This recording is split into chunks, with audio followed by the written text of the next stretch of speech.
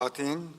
Now we will continue with the head of Space Agency's panel, and I will invite them to sit over there, which will deal with remote sensing question. And I would like to invite first the chair of the German Aerospace Center DLR Executive Board, Professor Dr. Pscal Arenfreund, the President of the Italian Space Agency, ASI, Professor Roberto Batistone. Anyway. The Director of NASA Ames, Dr. Eugene Tu. The Deputy Director General of the Russian Space Agency, Roscosmos, Mr. Sergei Saveliv. And Mr. P. Kunikrishnan, the Director of Satish Dhawan Space Center of the Indian Space Research Organization, ISRO.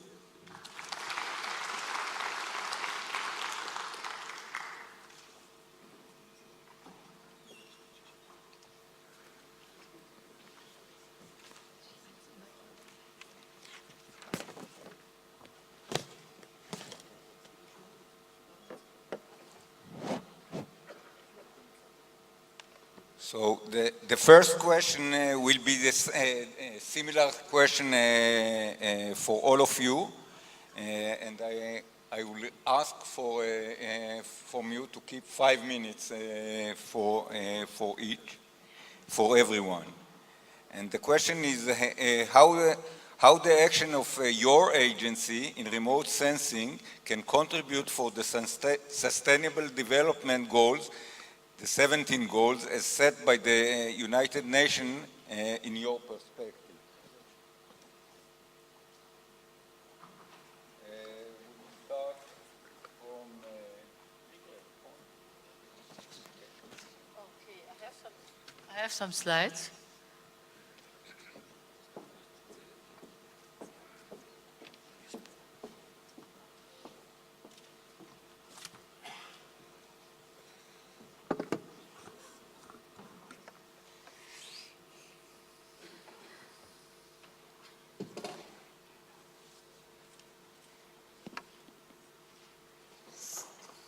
Okay, everything fine. Yeah, thank you very much for inviting me here. I'm very happy to be in Israel. I have been living here as a child, and it's very great to come back. So I just want to show you a little bit about the German Aerospace Center, a very large organization. We are 8,200 employees and distributed all over Germany. And we don't do only space, we also do aeronautics, energy, transport, and security. And concerning remote sensing, our research center works all over the world providing instruments and technology for remote sensing missions, but our space administration also controls and initiates the national remote sensing missions, which I will just come back for. And we have also a project management agency, which is actually the representative in the COP negotiations in the German team. So combined, we are actually really overlooking a large part of this and can control and can really support activities for the sustainability of remote sensing. So we are pioneers in Germany for radar technology, and we have had some fascinating satellites, which you see here, which are still in orbit, TerraSAR X and Tandem X, which measure in the X band and have measured a digital elevation model of nearly the entire Earth surface, data which are very sought of also by public-private partnership. And we are part of the International Charter of Space and Major Disasters and deliver data for crisis management and emergencies. And this is just one of the pictures which should illustrate you how powerful those measurements are from radar technology. Day and night you can measure through clouds, whatever weather. And this is the Drygalski Glacier in the Antarctica, which after the Larsen A sheet has actually decoupled. it flows with a very, very high speed. Ice transports ice into the sea. And this is just a compilation of images which should tell you how powerful these informations are. So future missions, I will probably come back to that later, which we are doing collaboration with France, with CNES, the Merlin mission, looking at methane sinks and sources in the Earth's atmosphere. NMAP, which is a hyperspectral imaging mission, which will look at biodiversity and forestations and vegetation, and a future mission, Tandem L, which is extremely powerful and tries to measure the land mass every 8 days for the entire Earth's surface. So we also do a lot of workshops and capacity building and try to train people from all the world, in particular in synthetic aperture radar technology.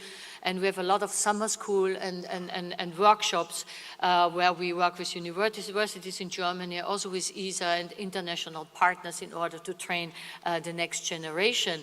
And I don't go through all that, but satellite-based geoinformation provides really vital information, and many applications are ready for operational utilization.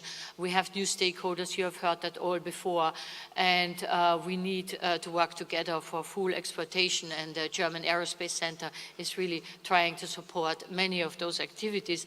And to finalize, I think in order to fulfill, a lot of the sustainable development goals of the UN, we have discussed that also already today, data and how we actually find new business models and downstream market. We DLR work a lot in order to involve also the non-space actors in order to provide new business model, and to have, systematic space-based observation is important, but also how to use those data and how to involve other sectors in order to implement the results of those data in business model. That's, I think, the big challenge for the future. And that's it. Thank you very much.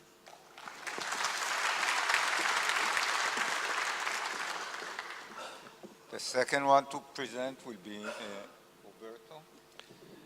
Thank you very much. Thank you for the invitation, for organizing this very beautiful conference. Italy has a long tradition in Earth observation, focusing mostly on radar observation, radar technology. The Cosmos SkyMed constellation, which is operating now since 10 years with 4 satellites, has been a very innovative and powerful constellation, which has allowed over the last 10 years to intervene in a number of fields, starting with emergency, of course. SAR technology, day and night, or through clouds, has been extremely effective in helping early intervention in various kinds of crises, for floods to earthquake, to fires, and to all kinds of emergencies. And this has been done through the international organization like the CEOS and GEO, which also operate in terms of sustainable tools and actions at the international level. Of course, all of that is strongly related to the various sustainable goals about climate, about water, about life on Earth, and keeping a best use of the utilization of resources, which is becoming the main theme of many of the space-based activity related to Earth observation. This tradition of Earth observation with radar has evolved in the collaboration with Argentina. The Cosmos SkyMed is X-ray, is X-band SAR. With Argentina, we're developing the L-band SAR, which is also a 2-satellite constellation, which will be on the same orbit of Cosmos SkyMed. The first of these will be launched this year, after many years of programming and development, and this will give a joint observation capability L and X, which is extremely needed and effective for these applications. In future, we are developing, in near future, we are developing optical in the hyperspectral sector. Again, this is an area where the influence on the sustainable goals is extremely important about the quality of water, pollution, gases, pollution of the air, and this is a preparation for the more ambitious mission that we are developing with Israeli about the Shalom, which is the fully commercial and operational mission which we are planning to develop by early 20s. All of that is not only Earth observation, is not only technology to provide data, but most important is to provide technology to use the data and to provide the means that allow the economy and society to make use in the most efficient way of this information. This is really the challenge of the coming years. The technology of the space segment has a long tradition, has reached a very effective, impressive result, but we are still to learn to get this information, this precious information out of the large amount of data. So in order to do that, there are two elements which we are working on. The technologies for big data and analytics.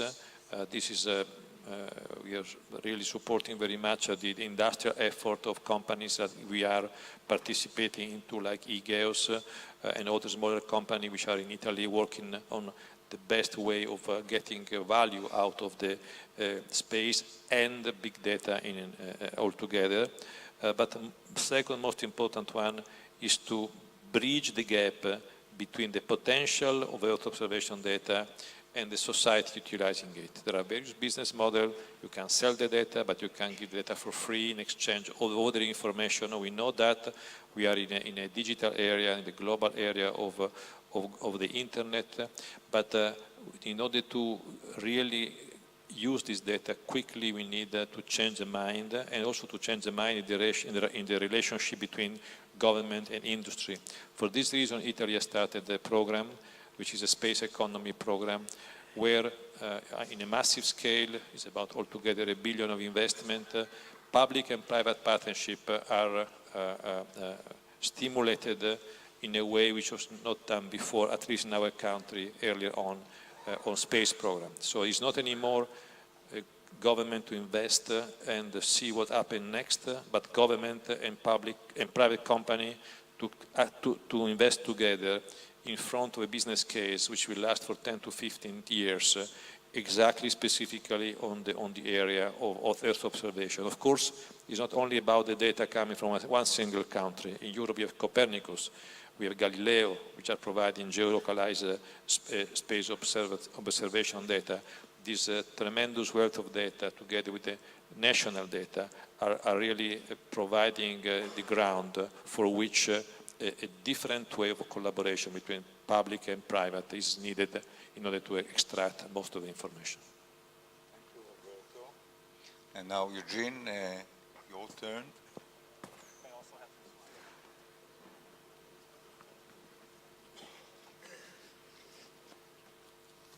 Thank you. So certainly on behalf of Acting Administrator Robert Lightfoot, but also I want to say hello to former NASA Administrator Charlie Bolden, who hired me into my current position as Director at Ames Research Center. It's really an honor and pleasure to be here, and I'll share a little bit some of our thoughts on the topic here, but I think we're going to see a lot of consistency of what we've been talking about. In fact, I was thinking a little bit earlier that I may have to apologize to Dr. Werner for it's going to look like my slides came from his slide deck. So with that, this first slide here really represents the current and soon-to-be operating fleet of science missions and science spacecraft. On the upper left, of course, are the missions that are really looking out into the universe to try to better understand our origins and future of the universe. We have, of course, quite a few spacecraft and missions looking at the sun and the sun-Earth interactions. Planetary sciences is, of course, also a very, very key aspect of what NASA missions are focused on. Certainly Mars, but also the other planets in the solar system. But what I really want to highlight in this chart is roughly a third of all the NASA spacecraft and missions are Earth observing and in Earth orbit. And so that's quite a significant investment and an effort in trying to study the Earth. And of course, all of these spacecraft in some ways or another are involved in remote sensing, but specifically a third of them are looking at the Earth. So of course, there are many, many different ways of remote sensing approaches, and this is just a highlight of some of them, both passive and active, looking at the oceans, looking at the atmosphere, looking at the land, and certainly new techniques and technologies being developed for sensing and instrumentation. But really what's probably even more significant is the different vantage points that we want to be able to study the Earth and study the systems on the Earth, whether it be from far space or L1, L2 Lagrange points, or in GEO or HEO, or in low Earth orbit where most of the assets are. Airborne science is an area that my center is particularly involved in to look at using aircraft, both manned and unmanned aircraft, to study the Earth. And then, of course, terrestrial, ground-based, and even underwater observations with autonomous underwater vehicles. So for the airborne assets that I just mentioned a little bit about, we have, of course, both piloted and unpiloted vehicles. But really, there's even in the aeronautics world, as many of you know, a new opportunity here. Just as CubeSats are an opportunity for spacecraft, we have much smaller drones that are now becoming deployed and used in a variety of ways for remote sensing. And one of the interesting aspects that this brings into play is we also conduct at NASA quite a bit of research on how to integrate these type of unpiloted vehicles and drones into the airspace in a way that they can be operated with piloted vehicles in a safe and efficient manner. Everyone has talked already about the data. The data is critically important, big data, and the way how you share that data. One of the things I would highlight is in the earth science community, many have said and continue to say that the amount of science that can be gained from mining the existing data we already have is comparable to the amount of science that can be gained from gathering new data. So it's really important. We have a huge amount of data in earth science, particularly in studying the Earth. We need to find a way to better mine that data and draw the science out of that. And just an example, our center is located in Silicon Valley. It is the NASA center located in Silicon Valley, as was mentioned earlier about Tel Aviv University here. So I really do feel at home here. And we come from California, where we have significant drought and water resources problems. So this is an example of collecting data from satellites, ground-based observations, modeling and simulation, and ultimately leading to information that can be on the ground for the farmer, for example, to look at irrigation. And in this particular example, over 20 to 40% water savings in irrigation based on the integration of that data and the information provided to the user. And so with that, I will close and welcome the questions in the panel. Thank you. Thank you, Eugene. The next one will be Sergey from Roscosmos.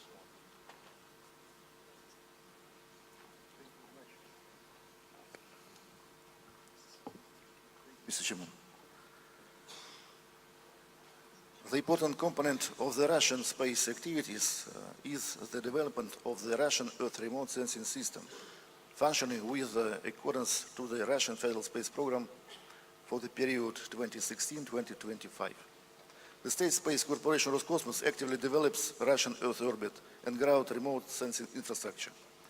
Currently, Russian remote sensing satellite constellation fulfills the following missions: natural resources study, emergency situation monitoring, hydrometeorological purposes, and some others. In the future, we plan to build up the satellite constellation through launching new spacecraft. Overall, it is planned to have more than 20 remote sensing spacecraft in the Russian satellite constellation after the year 2025. The important element of the 2016-2025 Federal Space Program is the development of the ground space facilities To provide users with the space data, we are carrying out the works on the deployment of the National Territory Distribution System for reception, processing, storage, distribution of remote sensing data. Since 2017, Roscosmos has been carrying out a Digital Earth project in the scope of the state's program. The aim of the project is the creation of the entire seamless coverage of not only the Russian territory, but also the whole planet. The development of the international cooperation on remote sensing is of a great importance to Roscosmos. Roscosmos is actively participating in various international organizations engaged in remote sensing of the Earth, in particular, the Group on Earth Observations, the Committee on Earth Observation Satellite, the Coordination Group for Meteorological Satellites, the World Meteorological Organizations, and others. All the mentioned above contribute into the sustainable socio-economic development not only of the Russian Federation, but also of the other countries and regions. And now I'd like you to watch a small video about the situation of remote sensing in Russia today and in future. Please. Thank you, Sergey.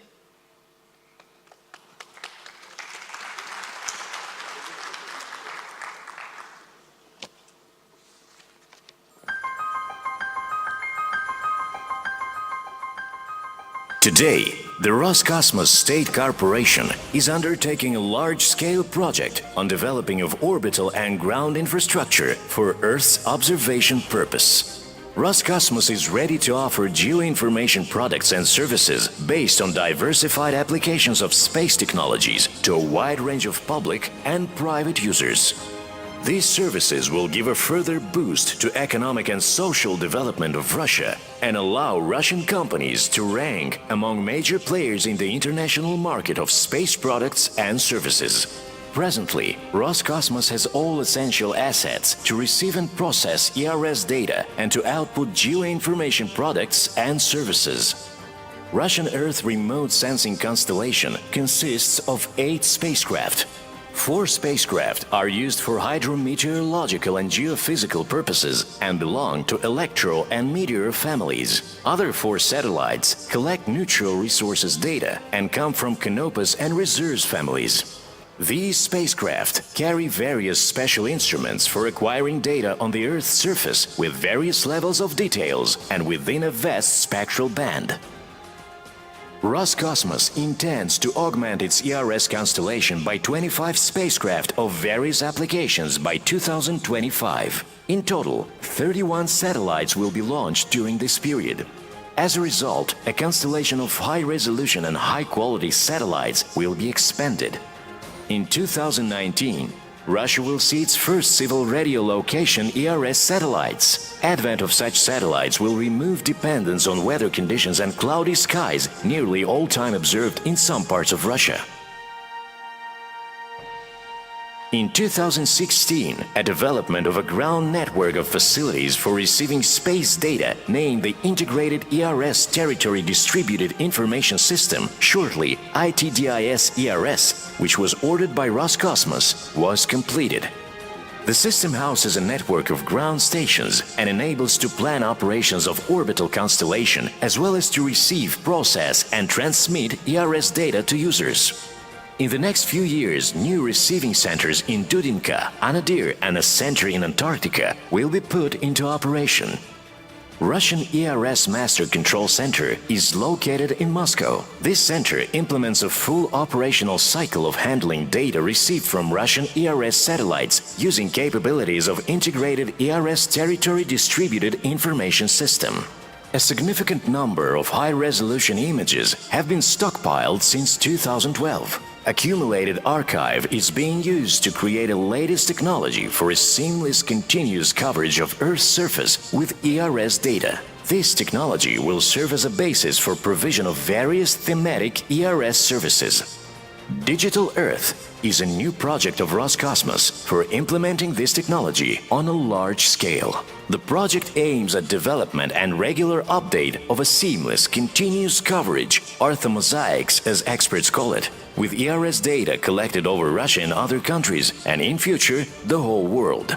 Seamless coverage over the whole territory of Russia, featuring 1 meter resolution accuracy from 10 to 15 meters and data relevancy not older than 2 years, ensures a foundation for addressing the most priority-driven government objectives. It includes topographic mapping, maintenance of cadastre, environmental management services, land use, regions administration, monitoring and prevention of emergencies, natural and man-made disasters. Seamless coverage and ERS-based services are most essential for agriculture and forestry, water resources monitoring and management, infrastructure development, construction, environmental monitoring, and in emergency situations. Seamless coverage and ERS-based services cater for such clients as federal and regional executive authorities, large and medium businesses, as well as mass market. To promote ERS-based products and services, it is planned to establish a national service operator. This operator, in cooperation with its business partners and agencies, will consolidate ERS data, for example with forest and land register information and weather data, to deliver received outputs to public and commercial users. Seamless coverage and services can be accessed via any modern interfaces. Downloaded data and thematic information is also available offline. Today, we are already testing new services within regional pilot projects. Agriculture. The example of monitoring and analysis of field boundaries demonstrates that boundaries recorded on state cadastre maps diverge from ERS data. A computerized system identifies unaccounted agricultural lands and plots automatically. After all measurements are done, the service generates an official opinion signed by an authorized expert. Comparison of satellite imagery with cadastral boundaries of a rural land parcel reveals 2.5 hectares of misused land occupied by permanent structures and vacant lots. According to the Ministry of Agriculture, 3.8 million of square kilometers of Russian agricultural lands can be monitored for the benefit of government, business, and society using this technology. Multispectral imagery allows produce assessments of crops conditions at various stages of vegetation. By collating vegetation indexes with weather parameters, land relief, soil cover, and comparing them with ideal models, we can reliably register a current situation and produce data for a timely response in case of adverse existing and predicted factors. This data will serve as a justified basis for Russian insurance companies in assessing insured events caused by natural phenomena. For example, one can prove or disprove a drought, flood, hail, or simply a crop failure on a particular field. The amount of insurance payment and subsidies due to farmers can be determined using this data. Environmental supervision, subsoil use monitoring. It is visually demonstrated that supervision of subsoil use compliance based on ERS data revealed infringements in a facility operation. Rock dumps, excavation, deforestation, dumps, service roads are outside an authorized zone, soil cover is disturbed. The total area of infringements amounted to 953 hectares. Space imagery allows identify violations of subsoil licenses and adjust conditions for granting mining licenses to tenants. Space imagery confirmed unauthorized activities, allowed assess a total damage to subsoil, and were used as information justification of a detected infringement during a criminal procedure. As a result, a land tenant was fined and had to compensate damage. ERS images of landfills revealed violation of ecological rules as community gardens are located within a buffer zone of a landfill. Here, the total area of infringements amounted to 30.7 hectares. Forestry. ERS imagery allows supervise a forestry activity and monitor whether boundaries allotted for deforestation are respected. This example shows how a site allotted for a highway construction is being monitored for boundary compliance. Here you can see another example of deforestation monitoring. Changes in forest stands which occurred during 2015-2017 unveiled forest logging areas. Experts of the All-Russian National Front inspected a site of an alleged sanitary deforestation. On-site inspectors discovered workers busy with logging, felling debris and storage of roundwood. Under the guise of a sanitary logging, a healthy part of the forest has been destroyed. This plot of forest owned by municipal authorities was leased to a private entrepreneur. ERS Images application is acquiring a high relevance for forestry in the light of amendments into the Forestry Code effective since 2017. Presently, the federal law requires a forest plot tenant to provide its forest use report accompanied by ERS data justifying that boundaries allotted for forest logging have been respected. Infrastructure and construction. From 2015, construction of the Kerch Strait Bridge has been monitored using Russian ERS data. Regular space surveying featuring about 1 meter resolution allows trace with a high level of details all changes which take place on a site, namely construction of bridge pillars, location of construction equipment, containers and building materials, excavation works. Space images display appearance of new objects. All this enables to review construction progress with a high fidelity and without any reference to construction reports. Summing up the information presented, it can be concluded that Russian ERS data and state-of-the-art technologies are instrumental in addressing objectives on social and economic development of the Russian Federation, supporting public management system, as well as applying space product developed by the Roscosmos State Corporation. In 2017, Roscosmos initiated activities on implementation of pilot projects aimed at testing latest technological solutions and provisioning of ERS database thematic services within the Republic of Crimea and Rostov region.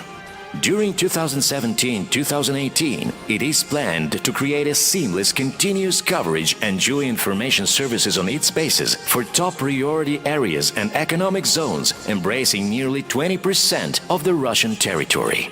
By 2020, a seamless continuous coverage and geo-information services on its basis will be available on the whole territory of Russia.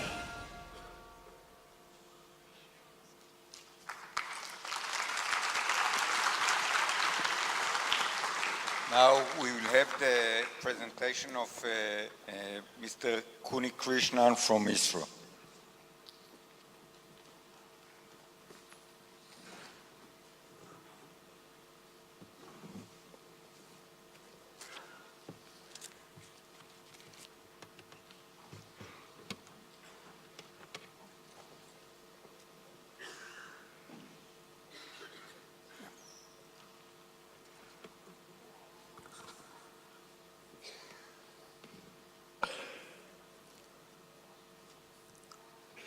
Good afternoon, all the dignitaries on the dais and off the dais. First of all, let me express my sincere gratitude to ISA for giving me the opportunity to participate in this wonderful event. Of course, I am representing Indian Space Research Organization. Though I am a specialist, or my area of specialization is launch vehicle, launching the satellite. Today, my responsibility is to share the contribution made by Indian Space Research Organization to India for the sustainable development through the remote sensing satellites. Of course, the challenge on the remote sensing team, as far as India is concerned, is really great because of the conflicting and contradicting requirements of the vast land, and 65% of the population they depend on agriculture and a lot of climate-related issues. And if you see the current operational remote sensing satellites deployed by India for the remote sensing purpose, we have 17 satellites right now in the orbit. We have for the natural resources inventory and disaster management resource at 2 and 2A satellites are there. Of course, for large-scale mapping and infrastructure planning and cartography, we have 8 satellites. In fact, incidentally, this year, beginning the same month, 12th of January, we made a successful launch by PSLV, a Cartosat 2 series of satellite. And we have a set of oceanography satellites. We have OceanSat and SCATSat, etc. Of course, for weather and climate, we have a set of satellites. Incidentally, Kalpana 1, you have seen along with Elan Raman. In fact, Kalpana was an Indian. Yes, the framework for space technology-based applications, I need not even explain here. The only point I would like to emphasize here is, in addition to these 17 satellites deployed, we are utilizing the in-situ observation and the recently deployed the navigation satellite constellation, NAVIC data also we are using for position and in-situ data collection. So what we are aiming at is the socio-economic security, sustainable development, and disaster risk reduction along with the governance. Of course, the space applications, the main challenge is to have continuously sustainable development in the main core areas like food, water, environment, urban, and of course the disaster management issues. All these areas we have been taking good interest because of, as I explained, because of the varying requirements and sometimes the conflicting requirements. All these areas are being addressed.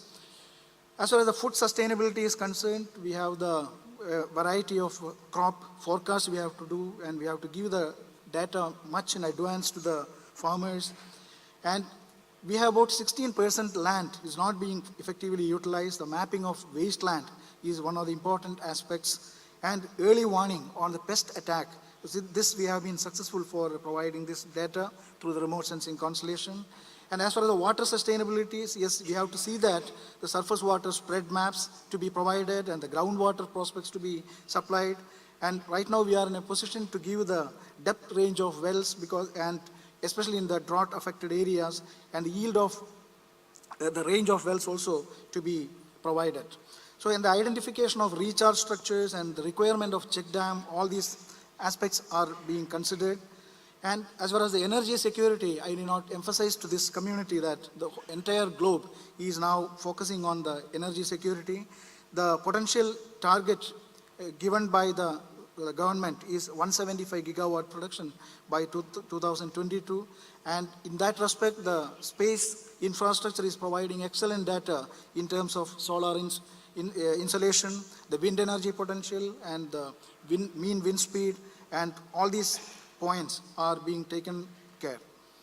And of course, for the environment sustainability, we have the vegetation maps and the landscape characterization. Just for an example, we have 125 vegetation types and 6,000 species have already been mapped, and the biological richness and disturbance area also identified. And if you can see that slide, the impact assessment from 2007 to 2015, you can see the mining deviations. So this is acting as an excellent security eye from top. And the integrated watershed development, you can see the importance of space-related infrastructure. And we have, along with the satellite infrastructure, we are having even the wisdom of farmers in the local area we are utilizing, and all these things are integrated, and that helps in improving the livestock and early warning, etc. And another important aspect is the monitoring of implementation and monitoring of whatever we implemented. So you can see that 2009 to 2015, the aberrations happened, and the improvements also we can see that. And another main point is enabling the master plan for preparing the urban. So you can very well see that more than about 500 cities we have already mapped, and this is a map of Delhi, and this is being used for the proper planning of urban land use, amenities, and water supply, and all other aspects. Of course, the disaster and risk reduction, because of the specific characteristics of Indian weather, we are giving the preparedness hazard zonation and early warning systems and NRT products. And of course, wherever the coastal lines, the cyclone warning and cyclone mitigation plans are given. Of course, in this context, I would like to inform that along with this constellation of our own satellites, we are making use of the satellite data available elsewhere. And empowering the communities at grassroots levels in sustaining planning process. Here, what we do is we integrate all the data available and we go to the grassroots level and discuss with the community and go along with them and supply the necessary data required. Yes, this is the total summary of the whole the contribution from the space community. As it was highlighted, there are 17 sustainable development goals, and here you can see that out of 17, 13 are mainly driven by the space applications nowadays, because the awareness of common people in India and across the globe about the space application have gone up. So out of 17, 13 are really the space community can help, and we are in the process. And the last slide is, yes, we are looking forward for very challenging requirements. Very high resolution satellites are being prepared, and high resolution small satellite constellation is in the it is in the plan. And again, stereo imaging, medium resolution MX, and thermal and hyperspectral images, and so many satellites are being planned, and it will be launched in a short span of time. And of course, we will have to use the crowdsourcing along with the cloud computing also. So let me once again thank the ISA for giving the opportunity, and I am sure that the Indian space community along with the global space community, we all together will see that all our social requirements in the changed environment will be satisfied by the space community. I wish all the best for the two-day conference, and it is an excellent event for me. Thank you.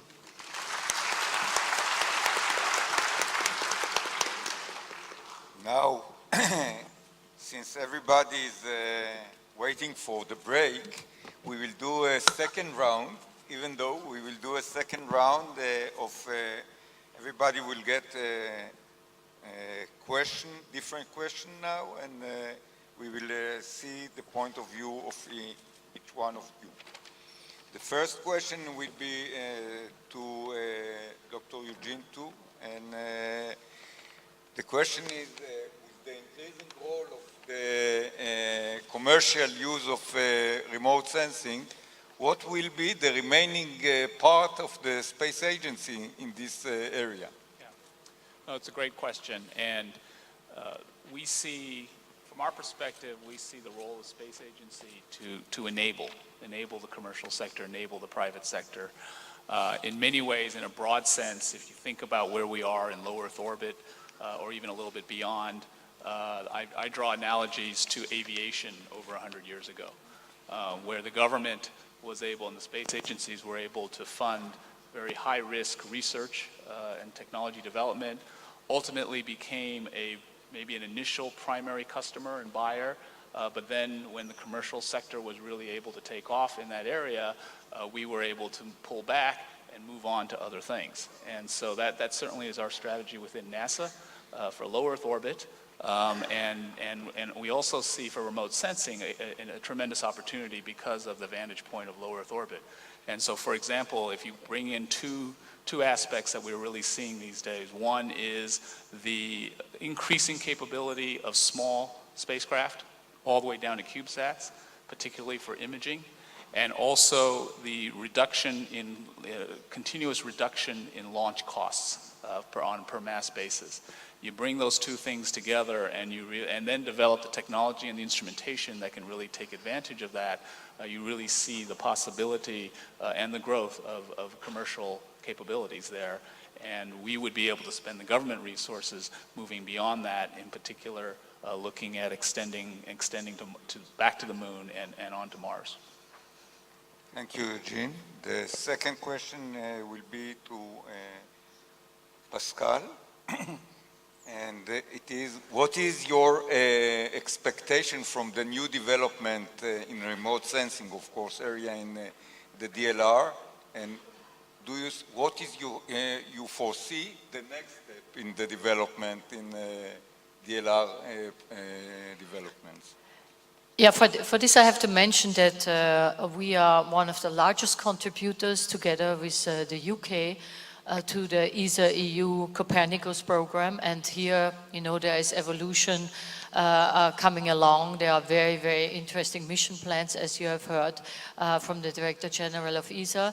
So we are a big part of that, but also on national level, we are trying to plan new missions, and one of our largest mission which we are planning is Tandem L, which is a radar mission in the L band, which allows you to go really, really deeper into soil and vegetation and details. And it's a fantastic mission because it will be able to measure more or less the land mass every 8 days, the entire land mass of the Earth. And it will allow us to look at water circles and the cryosphere and subsoil events with a very, very high accuracy. And this is a mission which is, of course, expensive, and we are trying to do that on national level. And we hope that we succeed also with partners because we think that this will be really the future. And just to mention also, we have an experiment which will be flying on the International Space Station, because we should not discard that there are very interesting platforms on our International Space Station with very interesting instruments, and also in public-private partnership. And we are cooperating with the MUSES platform, which will be installed, and we'll put an instrument, DAISYS, which is a hyperspectral imaging instrument between 400 and 1000 nanometer. And that will also be able to look back to Earth from the International Space Station and try to do interesting observations of, for instance, also of fires and crisis regions. So in all, I think we have also a program for the future, and I think this has been mentioned by all of us to conclude that we have really to have programs, and we have that in our space administration, for instance, a program called InnoSpace, where we really discuss with space actors and network with non-space, with the non-space sector in order to bring people together to provide new business models for the new capacities to deal with this big data and complex data and data from different sources and combine them. And I think every country has to bring its share to that program. Also ESA is initiating that, but every national participation is necessary in order to get this complex system of data, which has been mentioned, I think, with all of us, to a fruitful implementation. Thank you, Pascal. The next question will be to Mr. Kuni Krishna. And the question is, what will be the role of micro and nano satellite in remote sensing scene in the future? Yeah. First of all, I am very happy that this question is very relevant, because as I mentioned here, I was working in the launcher area, and I was the project director of PSLV for 13 successful launches also. So as far as the small satellite and nano satellite area is concerned, for example, PSLV alone launched more than 230 nano and micro satellites so far. And last year, 2017 beginning, PSLV C-37 launched 104 satellites in a single launch. Out of that, 96 satellites were for the purpose of remote sensing constellation. So that itself proves the effectiveness of this area. Because, and the most exciting part will be the launch on demand. And especially we are in the Tel Aviv University, especially for the student community and for the research-oriented products, the scientific products and scientific experiments, the result of the experiment will be available quickly, because when there is a payload is ready, immediately the launchers are available and you can have the launch, because more than 30 launch vehicles are being now developed all across the world for the small satellites alone. So in my view, the era is going to come where more and more small satellites will be launched in quick succession without much waiting. Results will be available, and smaller satellites, multiple number, that will provide even the, as far as the application and the potential is concerned, much more than a bigger satellites. So I am sure that the era is going to be for the smaller and micro satellites. Thank you. Thank you. And for you, Roberto, I have a tricky question. We are always talking about the cooperation between the private and the agency sector.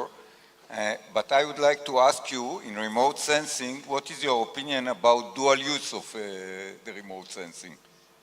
But we have, it's a good question, of course, but in particular in Italy we have a very good experience into this field because, as an example, the Cosmos Skymed, the constellation, is a 66% civil and 33% defense investment, which has been operated for the last 10 years on a perfectly equal ground with a very effective and successful mechanism of exploitation of both type of data. So I think this can be done and should be done in order to avoid dispersion of resources which are very precious and also to keep up with the technology on both sides.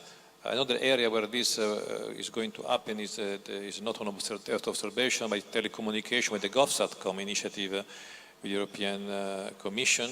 Again, we do have with Athena Fidus not only defense to civil utilization of the same satellite, but within an international collaboration with France. So it can be done and can be done also at the international level. So we are supporting this idea because it works. And just to come back for a moment to the comment about which is the role of agencies in the future. I think this is exactly an example where agencies can keep developing models of government to government and international and national collaboration. And the second area which I think we should really keep in mind as enablers, there is an explosion of small satellites. There is an explosion of utilization of space, and this is great for us. But it's not to the private sector to take care about keeping space available to further utilization. And we cannot go on like that. We know that. Everybody talk about that without thinking that there is a wall somewhere in front of us. I think agencies has a mandate to make sure that this empty space value and wealth can be kept empty and clean and operational for the coming decades. Otherwise, there will be a real issue there because the responsibility of the private is to launch and to make business out of it, and the responsibility of the public is to make sure they can be continued. So this is an example of extremely important role that agencies should have in the future. Thank you, Roberto. The last question is for Sergey. Can you give us a hint about the newest development in the remote sensing area in Roscosmos?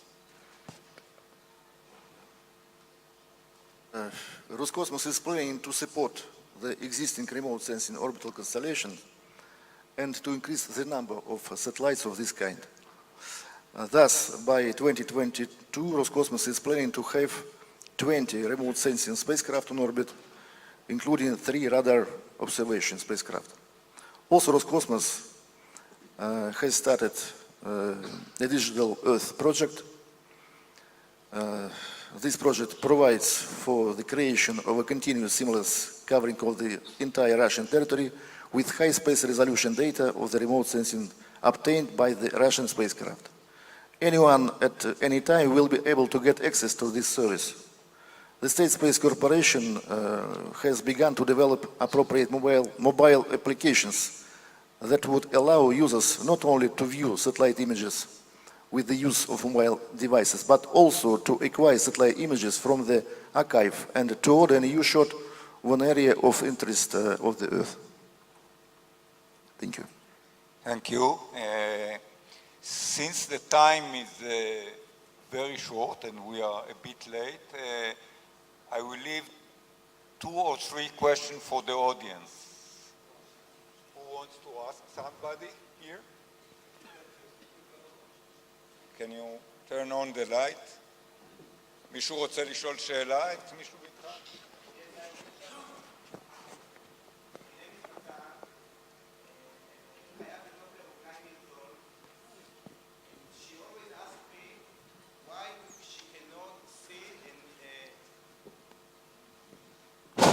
Hello, my name is Matan, and I have 9 years old daughter, and she always asks me why she cannot see a real image of satellite in space.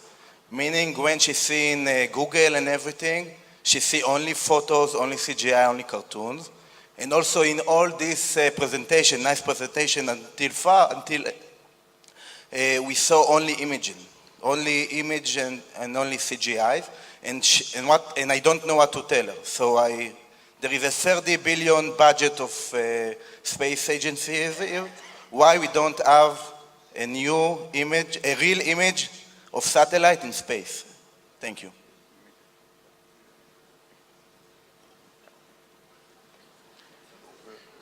The question is why we don't have images of satellite in space? Yeah, but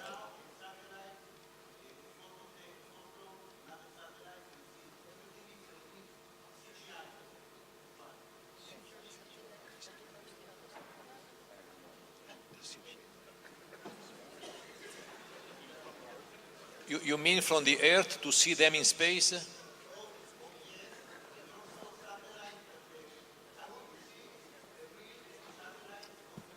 Yeah, so I think just an example, you have had at least one picture today.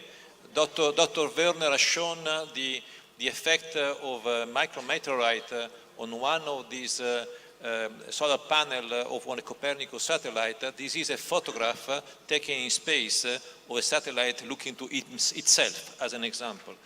We have plenty of photographs of the International Space Station taken from ground. It's fairly big, it's easier, but also many satellites, the largest satellites can be seen from ground. Not only that, but day and night there is an ongoing effort, worldwide effort, of looking to the traces of all the objects in space, meaning satellite, fragment, element, or uses rockets. It's called SST. They're counting and tracing 20 or 30,000 of those elements. Some of them are satellite, operating about 1,000, spent satellite, maybe a couple of thousand, and tens of thousands of fragments which are seen from space, from Earth, one by one, and traced one by one, day and night. So I hope I answer your question. I could just add maybe to that. One of the challenges, of course, is satellites are still relatively small, and the distances from here, hundreds of kilometers up to thousands and tens of thousands of kilometers away. But there is one thing you can see pretty easily, and that's the International Space Station. And in fact, there are websites that will track where the space station is and when it will be in the sky, no matter where you are on Earth, and you can actually see it.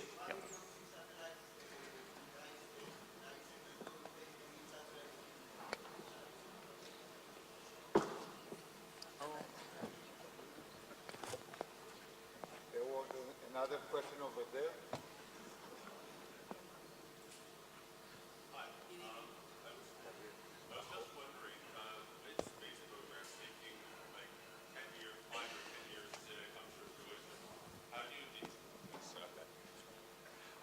With space programs taking 5, 10, or longer years to come to fruition, how do you deal with changing political governments and new elections and new people in charge of the programs who might have different priorities?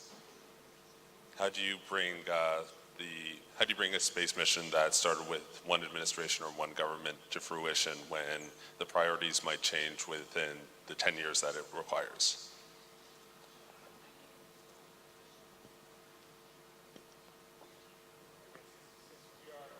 Since we at NASA and the US are going through that transition right now, I can just make a comment on that. Of course, with our government, that will change every 4 to 8 years. It is a challenge, but I think also we tend to have, we need to set the vision, and we need to be able to advocate that. In our country, fortunately, space and space exploration is not generally a partisan issue. So there are some changes that occur, but what we really do focus on are the development of the systems that will enable us to pivot and to move in directions that the government would like us to do. We acknowledge it is a challenge, but it is something that we have to work through. It's part of our system of government. And just to look at the European level is when you have seen, the ESA-EU Copernicus program where most countries participate. This is a long-term endeavor which is planned, and in the future there will be an evolution program, and the whole community in Europe actually works together in order to keep that program sustainable for longer, and we are all in one boat. And I think the Copernicus program is also internationally extremely embedded in an international network. So it is really a showcase, how you can actually have a long-term program really sustainable. Okay, thank you. With that, we will close the session. Thank you for all the panelists once more.